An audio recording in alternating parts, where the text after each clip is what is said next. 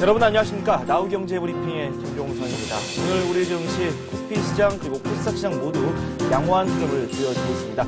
그리스 사태가 해결의 실마리를 점차 찾아가고 있습니다. 이에 따라서 우리 증시도 확연히 개선된 모습을 보여주고 있는 셈인데요.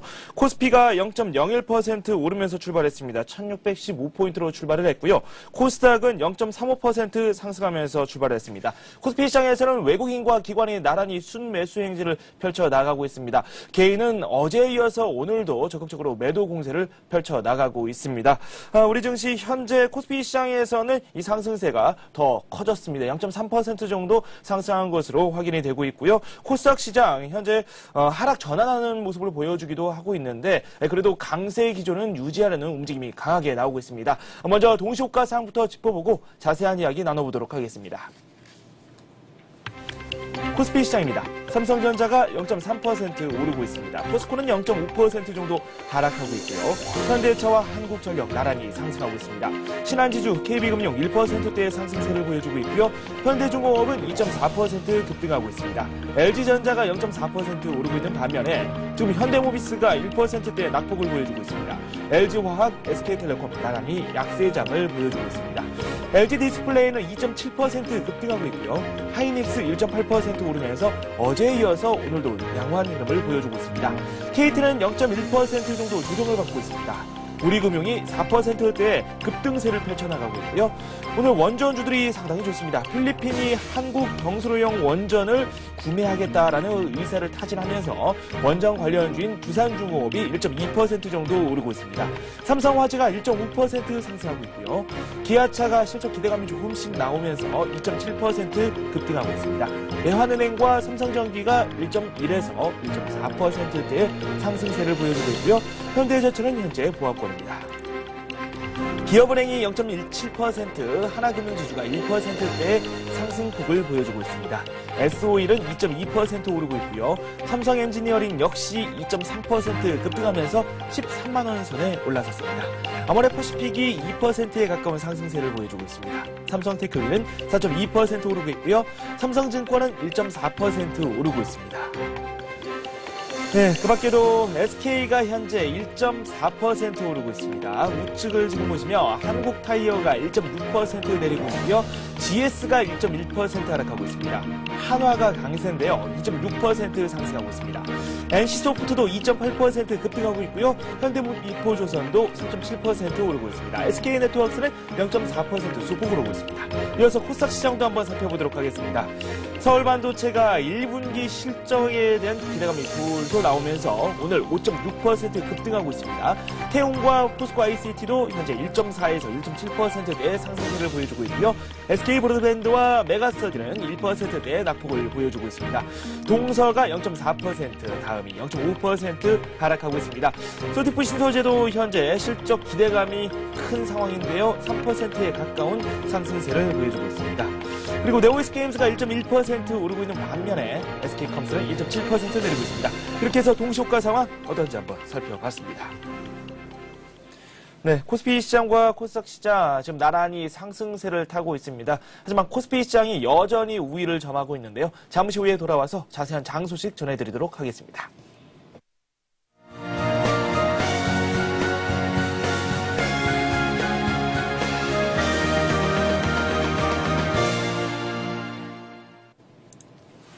네, 오늘의 마감 상황 한번 살펴보도록 하겠습니다. 최은정 아나운서와 함께하겠습니다. 안녕하세요. 네, 안녕하세요.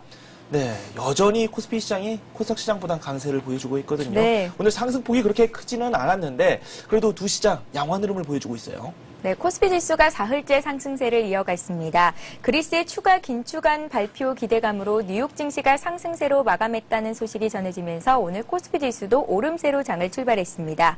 외국인과 기관이 동반 매수하면서 지수를 끌어올렸는데요. 하지만 오늘부터 시작되는 중국의 양회와 그리고 이번 주말 미국의 고용지표 발표를 앞두고 투자자들의 관망세가 우세한 탓에 오름폭을 늘리지는 못했고요. 보합권 수준에서 머물렀습니다. 통계청이 5회 발표와 발표한 1월 경기선행지수가 전월 대비 0.3%포인트 하락해서 13개월 만에 하락 반전했지만 지수에 큰 영향을 미치지는 않았습니다. 오늘 코스피 지수는 어제보다 0.4% 상승한 1622포인트로 장을 마칠 것으로 예상되고요. 코스닥 지수 역시 상승 출발한 이후에 줄곧 오름세를 이어갔는데요. 510선을 회복하지는 못했습니다. 코스닥 지수는 어제보다 0.3포인트, 3% 상승한 509포인트로 장을 마칠 것으로 예상됩니다. 네, 수급 상황부터 한번 짚어보도록 하겠습니다. 우리 시장에서 개인들이 적극적으로 매도 공세를 현재 펼쳐나가고 있습니다. 기관과 외국인은 계속해서 주식을 순매수하고 있는데 지금 최근에 나왔던 위기 상황과는 정면으로 배치되는 그런 모습인 것 같거든요. 수급 상황 어떻습니까? 네, 어제 이어서 외국인들이 이틀째 현물시장에서 순매수하며 지수를 상승으로 이끌었습니다. 오늘은 투신권에서도 매수세가 유입되면서 기관이 1,750억 원 순매수했는데요. 이 같은 개인들의 물량을 외국인과 기관이 받아주는 형상이었습니다. 개인들은 2,459억 원 매도 우위를 기록했습니다. 네, 이어서 코스닥 시장도 한번 살펴보도록 하겠습니다. 코스피 시장과는 또 어떤 차이가 있는지 그 부분도 한번 살펴보도록 하겠습니다. 어떻습니까? 네, 오늘 코스닥 시장에서도 외국인과 기관이 매수 주체로 떠올랐고요. 개인들은 차익 실현에 주력하는 모습이었습니다. 개인들이 116억 원 매도 우위를 기록했고요. 외국인과 기관이 샀습니다. 외국인이 사자를 외치면서 지수를 견인했는데요. 외국인들이 코스닥 시장에서 83억 원 순매수했고 기관 역시 매수에 가담하면서 59억 원, 57억 원 정도 순매수했습니다. 네, 업종 흐름 한번 살펴보도록 하겠습니다. 업종별로 차별화되는 장세가 꾸준히 나타났고 이 업종 내에서도 종목별로 주가가 큰 차이를 보이기도 했습니다. 오늘 업종 흐름 한번 설명해 주실래요? 네, 어제 이어서 오늘도 대형주가 비교적 강한 흐름을 보였는데요. 조선주가 강했습니다. 현대중공업과 현대미포조선이 2% 이상 상승하면서 오늘 운수장비 업종이 강보합권으로 소폭 올랐고요. 삼성테크윈의 1분기 실적 우려가 주가에 선반영됐다는 평가가 나오면서 오늘 삼성테크윈이 4% 이상 크게 오르며 의료정밀 업종이 강한 흐름을 보였습니다.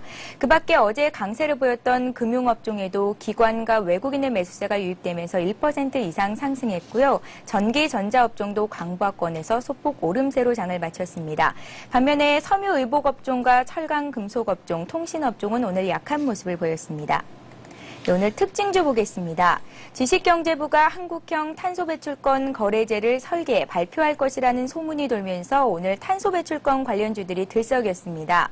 증권사 관계자는 부천과 인천시가 7월부터 매연 저감장치 부착을 의무화하는 조례안을 만들어 시의회에 상정할 것으로 한다며 정부 차원에서 매연 저감 강화 등의 방안이 준비되는 것이 관련 기업 주가에 영향을 미친 것 같다고 분석했습니다. 한솔홈데코가 2% 상승했고요. 포유먼과 후성도 4% 이상 급등하며 오늘 장을 마쳤습니다. 필리핀이 한국형 원자력 발전소를 건설할 계획이라는 소식에 원자력 관련주들이 동반 급등했습니다. 최근 필리핀 정부는 한국전력공사에서 국제 공개 매각 중인 한반도 에너지개발기구 기자재를 활용해 필리핀의 1000메가와트급 한국형 원전 2기를 건설할 의향이 있다고 밝혔습니다. 유진투자증권은 이에 따라서 한국기술과 한전 KPS 등의 설계 매출액이 발생할 것이라며 건설 완료 후 정비 관련 매출액도 20년 이상 장기간 발생할 것으로 예상된다고 말했습니다. 모건코리아가 4% 급등했고요. 그 밖에 보성파워텍과 우리기술, 한정기술도 1% 이상 올랐습니다. 네, 오늘 탄소 배출권 관련주, 원자력 발전 관련주들이 좋은 흐름을 보였다라고 정리를 해드렸습니다. 이어서 상한가까지 올라간 종목들, 어떤 종목들이 있는지도 한번 살펴보도록 하겠습니다. 소개해 주시죠. 네, 오늘 가격 제한폭까지 오른 종목들 보겠습니다. 네, CS홀딩스에서 인적 분할에 지난 19일 재상장된 조선선제가 오늘로써 벌써 7거래일 연속 상한가 행진을 이어갔습니다. 증권가는 조선선제의 최근 주가 급등과 관련해 인적 분할 외에 별다른 호재를 찾기 어렵다는 반응인데요. 회사 측 역시 최근의 주가 급등에 뚜렷한 답을 내놓지 못하고 있는 실정입니다. 이런 분위기 속에 조선선제는 최근 주가 급등 영향으로 거래소 투자 경고 지정 종목으로 지정받았는데요. 거래소 측은 조선선제의 주가 단기 급등을 것을 예의주시하고 있다면서 유통 주식 수가 작고 이유 없는 상한가 행진이 지속되는 등 특별한 목적이 개입된 것은 아닌지 살피고 있다고 전했습니다. 그 밖에 지난해 호실적을 기록한 리홈이 이틀째 상한가를 기록했고요. YNK코리아와 MPK가 가격 잠폭까지 급등했습니다. 네, 오늘 우리 증시는 1월 산업 생산에 초점을 많이 둔 모습이 나왔습니다. 장중에 관망세가 끊임없이 나왔고 1월 산업 생산이 발표된 이후에 상승폭을 조금 늘리는 모습이었습니다. 산업 생산이 8개월 연속 상승세를 보였다라는 소식이 오히려 증시에는 도움이 된 것 같습니다. 하지만 경기 선행지수가 13개월 만에 하락했다는 소식도 적지 않게 우리 증시에 좀 부담이 되는 모습으로 나왔는데 이렇게 호재와 악재가 엇갈리는 모습이 나오면서 우리 증시는 이 소폭 오르면서 마감이 됐습니다. 이 시선을 아시아 지역으로 돌릴 텐데요. 우리 증시는 이렇게 소폭 상승하면서 마감됐는데 아시아 쪽도 그렇게 상승폭이 크지가 않거든요. 네. 왜 그런 걸까요? 네, 대부분의 아시아 증시는 오늘 오름폭을 늘리고는 있지만 강보합권 수준에 머물면서 큰 폭의 상승을 보이지는 못하고 있는 모습입니다. 오늘 호주는 지난해 4분기 호주 경제가 전년 동기에 비해서 2.7% 성장했다는 소식을 발표했는데요. 이는 시장의 예상치를 웃도는 결과로 대부분의 아시아 증시에는 호재로 반영되고 있습니다. 아울러 금속 가격 상승 소식이 호재로 작용하며 오름세를 이어가고 있는 모습입니다. 먼저 일본 증시 마감 상황부터 보겠습니다. 일본 니케이 지수는 오늘 어제보다 0.3% 상승한 1253포인트로 장을 마쳤습니다. 일본 증시는 달러엔 환율이 88엔대 중반대로 하락하면서 수출주가 조정을 보이며 오늘 약세로 장을 출발했는데요. 하지만 자원주가 상승했고 또 도요타 자동차의 저가 매수 주문이 유입되면서 상승 반전에 성공했습니다. 그 밖에 주요 아시아 증시 흐름 보겠습니다. 네, 현재 중국 상위종합지수가 등락을 거듭하고 있습니다. 현재는 0.14% 정도 오르고 있는데요. 중국 증시는 금요일부터 시작되는 전국 인민대표대회를 앞두고 관망 무드가 강해지고 있습니다. 애널리스트들은 상하이 종합지수가 3,000에서 3,100포인트 범위에서 제한적인 움직임을 보일 것으로 예상했는데요. 정부가 부동산 가격을 제한할 것이라는 우려에 부동산 관련주는 약세를 보이고 있습니다. 홍콩 증시는 상승세를 소폭 늘렸습니다. 미국 증시 상승 마감 소식이 작용하고 있는 것으로 보이고요. 대만 증시 역시 오늘 오르고 있는데요. 현재 0.4% 정도 상승세입니다. 애플이 특허권 침해를 이유로 HTC에 대해 소송을 제기했다는 소식이 전해지면서 HTC의 주가가 일시적으로 3% 이상 급락해 눈길을 끌기도 했습니다. 네, 원달러 환율 5원 60전 하락한 채 출발했습니다. 사흘째 약세장이 펼쳐지고 있는데요. 1147원에 첫 거래가 이루어졌습니다. 1150원 선이 무너지면서 장은 출발했는데 지금 낙폭을 좀 더 확대한 모습을 보여주고 있습니다. 어떻습니까? 네, 원달러 환율이 3거래일 연속 하락하면서 1140원대 중반대로 내려섰습니다. 오늘 서울 외환시장에서 원달러 환율은 어제보다 5원 60전 하락한 1147원으로 거래를 시작했습니다. 오전 중 환율은 역외 세력 들의 달러 매도세가 유입되면서 1145원 선까지 가격을 낮추기도 했는데요. 하지만 코스피 지수가 개장 이후에 소폭이나마 상승세를 나타냈고 유로 달러 환율이 반등하자 일부 저가인식 결제 수요들이 등장했습니다. 여기에 시장 참가자들의 당국에 대한 개입 경계감이 커지면서 원달러 환율은 낙폭을 조금씩 줄이면서 1146원대에 머물렀습니다. 외환시장 관계자들은 그리스 정부가 추가 긴축안을 발표할 것이라는 소식에 유로화가 반등하고 글로벌 증시가 호조세를 보인 점이 원달러 환율 하락에 영향을 미쳤다고 분석했습니다. 네, 환율이 낙폭을 키웠다가 지금 어느 정도 회복한 시점인데 그래도 시초가 봐도는 좀 많이 내려온 모습을 보여주고 있습니다. 원달러 환율이 6월 10전 내린 1146원 50전에 마감됐습니다. 코스피와 코스닥 어떻게 끝났는지 다시 한번 살펴보도록 하겠습니다. 코스피가 0.4% 오르면서 마감됐습니다. 1622포인트를 기록했고요. 코스닥은 0.3% 오르면서 509포인트를 찍었습니다. 네, 이어서 오늘의 자세한 소식 더 알아보도록 하겠습니다. 현대증권 이주연 연구원 전화 연결돼 있습니다. 안녕하십니까? 네, 안녕하십니까? 네, 오늘 우리 증시, 양 증시가 모두 상승에 성공했습니다. 상당히 좋은 흐름을 보여줬었는데요. 오늘 증시 마감 상황부터 전해주시죠. 네, 어제 20포인트가량 급등했던 코스피 지수가 오늘은 강보합권에 맞추며 사흘째 상승세를 이어갔습니다. 미국 증시가 소폭 오른 가운데 굵직한 주요 변수를 앞두고 관망 분위기가 짙었는데요. 장 초반 코스피 지수는 1620선을 넘기도 했지만 5일부터 시작되는 중국의 전국인민대회와 주 후반 미국의 고용지표 등 굵직한 변수들을 앞두고 관망 분위기가 확산된 탓에 다시 보합권에서 등락을 보였습니다. 한편 수급에선 외국인과 기관이 800억 원가량의 비슷한 물량을 동반 순매수하며 지수 상승을 이끌었는데요. 어제 외국인이 4,200억 원이 넘는 규모의 매수세를 보였고요. 선물 시장에서도 외국인은 5,776계약 약 6,500억 원을 순매수하며 지난 1월 이후 최대 규모의 순매수를 나타냈었습니다.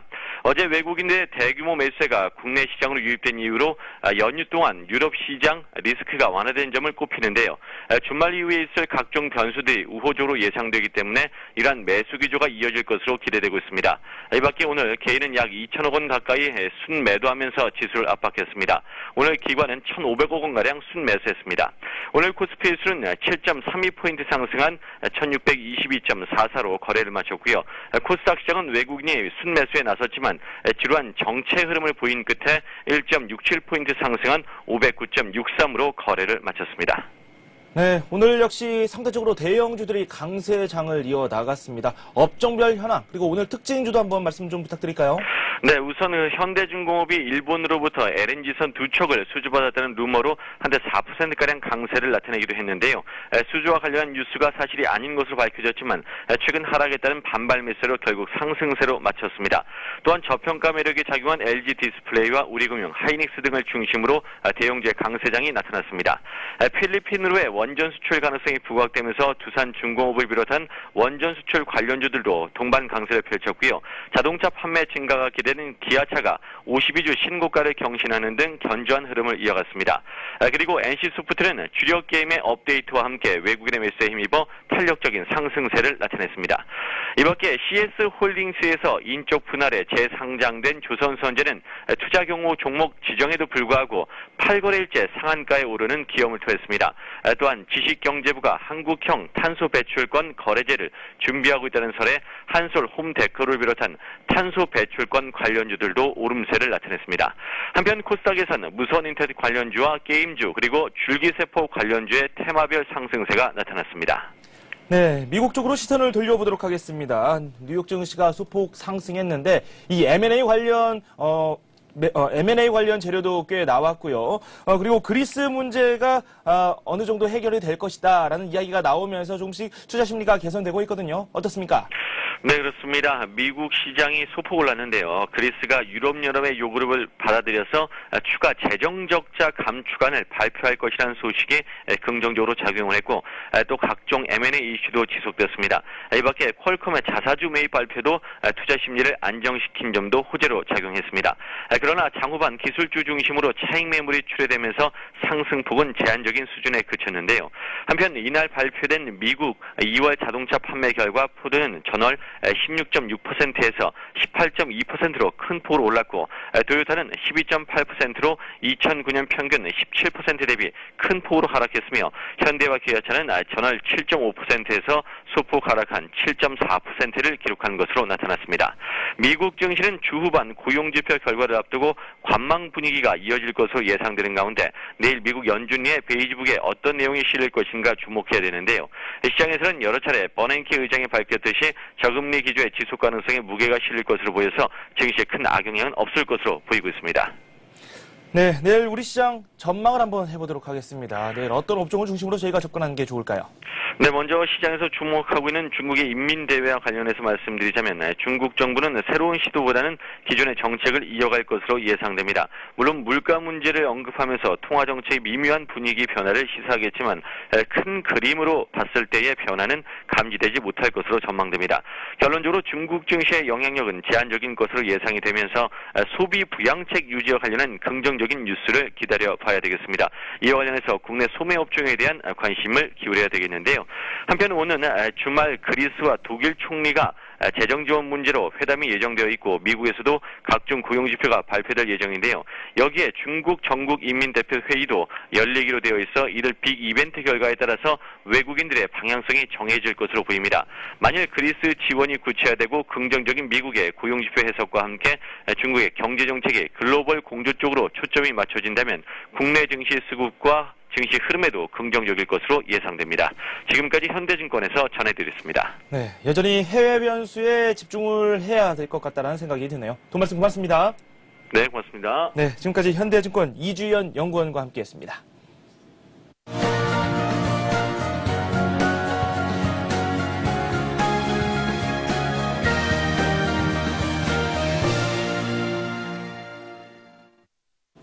이 시각 주요 뉴스입니다. 다음 달부터 차량 모델별 자차 보험료 차이가 2배로 확대됩니다. 보험개발원에 따르면 자차 보험료의 기준이 되는 차량 모델별 등급이 11등급에서 21등급으로 늘어난 국산차는 자차 보험료 차이가 기존 플러스 마이너스 25%에서 플러스 마이너스 50%로 확대된다고 밝혔습니다.